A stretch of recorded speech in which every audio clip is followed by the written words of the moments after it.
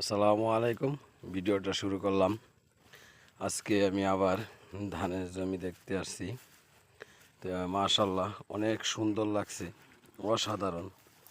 ধানের জমিগুলো সবুজে ভরা, কৃষকের সোনালী ফসল সত্যি অসাধারণ, খুব সুন্দর লাগছে। আসলেও কৃষক কিন্তু অনেক পরিশ্রম করে, তাই কিন্তু এমন সোনালী ফসল হয়।